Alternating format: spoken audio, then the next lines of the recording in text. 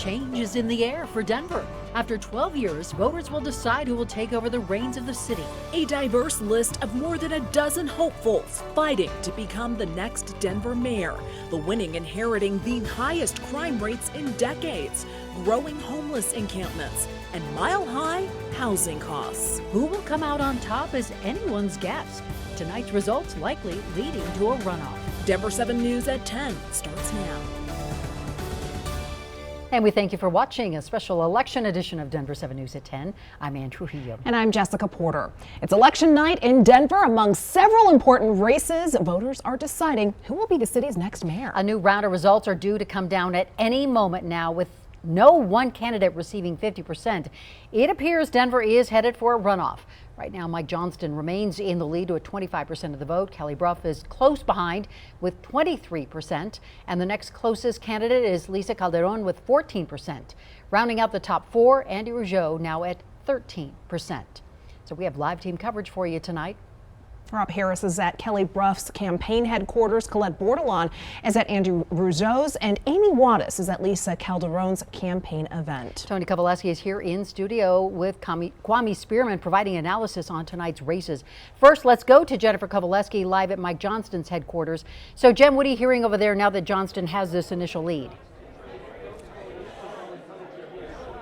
Ann and Jessica, Mike Johnston's campaign claimed victory tonight, saying they are very, very happy to be heading into the runoff. Johnston said that tonight is about celebrating and tomorrow they get back to work. He talked about how Denver voters chose optimism, hope, and change. During his speech tonight, Johnston told supporters Denver has some hard truths to face, but said the hope is far better than the truth. Johnston's a Colorado native and former state senator. He ran his campaign on solving the homeless problem in Denver and promising to do it in one term. A message he says he plans to continue to run during the runoff, calling it one of the most critical issues facing the city.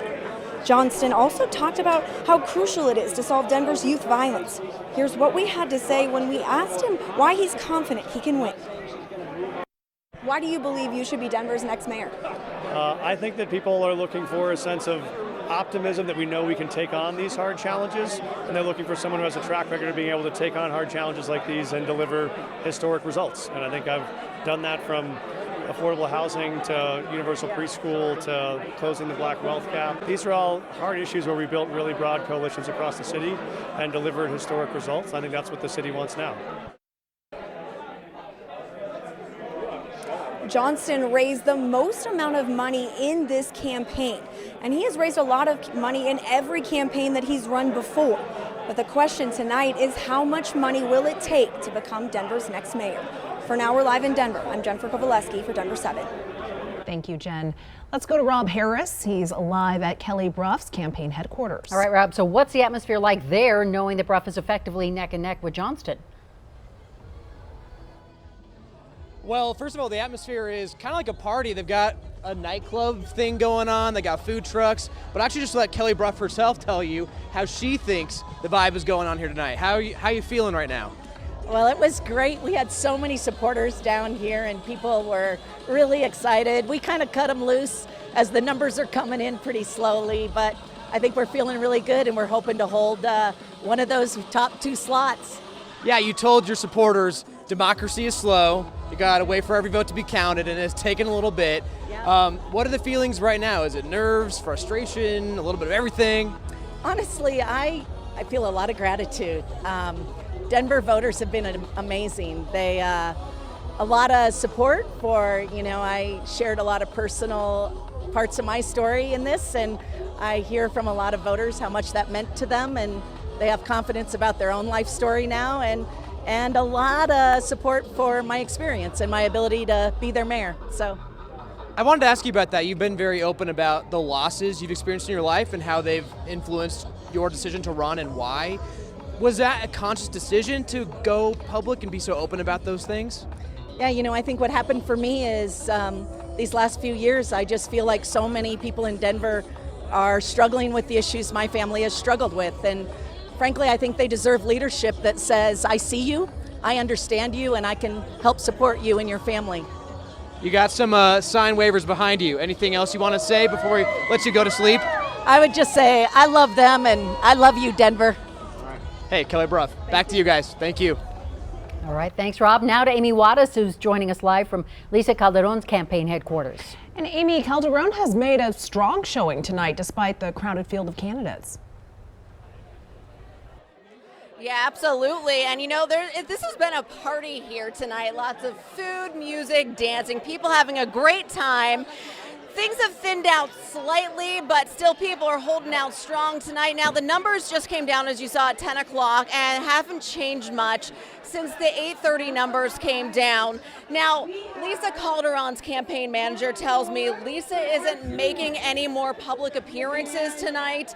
But they do say, she did say rather, that she spoke to the crowd at 8:30, and when she spoke to the crowd, she told them she wasn't planning on running for mayor again. After running for the first time in 2019, she said she decided to run again after seeing the direction Denver is headed.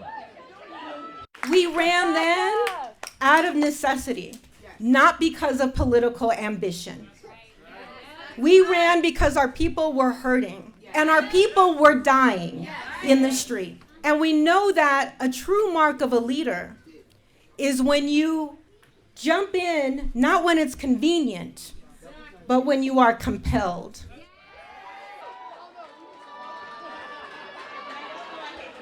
Yeah, Lisa's campaign, they say they plan on wrapping up here around 10:30 tonight. We do plan on grabbing Lisa one more time before she heads out for the evening to see what else she does have to say.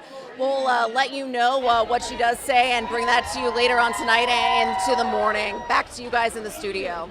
Amy, thank you. Now to Colette Bordelon with an update from Andy Rougeot's campaign headquarters. And Colette, it's been a tough run for the only Republican candidate in the race.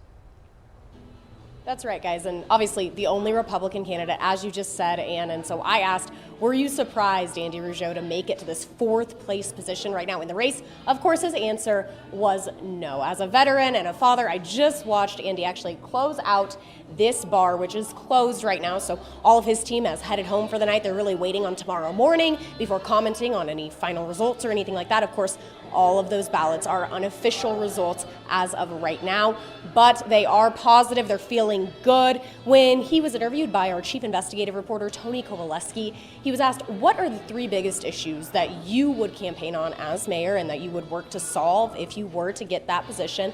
And he ranked those as crime in the #1 position, homelessness in the second, and affordable housing in the third. So we asked if anything recently has reinforced that message, and this is what he had to say. The tragedy of what happened in East High School highlights the need for adding that 400 police officers to keep our city safe. Highlights the importance of reintroducing school resource officers to our schools. That's why, as mayor, I will add 400 police officers, and I will ensure that we have SROs in our high schools. Now, obviously, we are still waiting on those ballots to keep coming in, so we'll be having to watch those, especially in our morning tomorrow. So something to keep your eye on for the entire city to find out who exactly is our next mayor. And Jessica? I think we have to wait for that answer. We want to bring in Chief Investigative Reporter Tony Kowaleski into the conversation. He joins us live in the studio with former mayoral candidate Kwame Spearman. You know, we're going to take you inside the numbers right now, and we're going to talk about, is there a chance for third and fourth to move up to those top two slots in the runoff? Let's show you the numbers that came in at 10 o'clock. The numbers jumped from about 100,000 or 92,000 up to 104,000, which is significant. But that means we've got 46,000 votes left to count by all estimations. Is there a path to victory? Is there a mathematic path to victory for either Lisa Calderon or Andy Rougeot, or is it over from what you see? It's a very tough putt for Andy right now. What we're seeing is his numbers are declining, which makes sense. What we thought before, Tony, is that the first voters that we were counting were older, white, likely to be more Republican. Lisa, though, has a very interesting path. Her camp consistently is saying that they believe that their progressive voter base is voting late, last 48 hours. And so could Lisa come in and swap with Kelly? It's possible. It's not likely.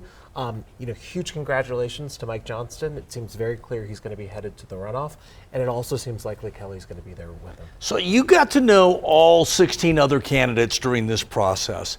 We've talked a lot over the weekend, earlier today. What's your reaction to where those numbers are based upon how you knew the candidates and how you expected the people of Denver to vote. Well, first off, you got to congratulate all of the candidates who ran. It is an incredibly hard thing to run. But Tony, what I saw a few weeks ago is that the race was starting to coalesce around two candidates, and that was Kelly Brough and Mike Johnston. They were starting to really distance themselves as far as fundraising, and you just felt that their message was resonating more with the voters, and I think we've got evidence of that tonight. About 50% of the voters are voting for either Kelly or Mike. That's incredibly significant. And you talked about money and the message. They led in money raised, 1 and 2. They finished 1 and 2 in the votes. What was it about their message that got out of the noise of the other 15 candidates? Because you had basic issues. You had the homelessness, you had crime, and you had affordable housing. Everybody was kind of close on their message. How did they separate themselves? I think they were able to really nail down their experience. Let's start with Mike. You know, he was able to pass, Proposition 123, which gave housing reform for the state of Colorado. That was an Proposition 123, which was a huge accomplishment for him. Kelly was able to talk about her time as chief of staff as John Hickenlooper and her time with the chamber. And I think what Denver's looking for right now is experienced leadership who is ready to start on day one. And both of those two were able to message to the community that they could do that. We have 2 months now until the runoff. If things stay the way we expect them to, it's going to get interesting, and we have more time now than we had 4 years ago because they've extended that period, 60 days between when we have this vote and that final runoff. So get ready, buckle up. These two are looking like they're ready to go head to head. This is going to be a long 2 months of coverage. Thank you, guys. And we'll have more results coming in, and we'll have an update coming up after the next break. Stay with us. You can also watch numbers as they come in at denver7.com/results, and we'll be right back.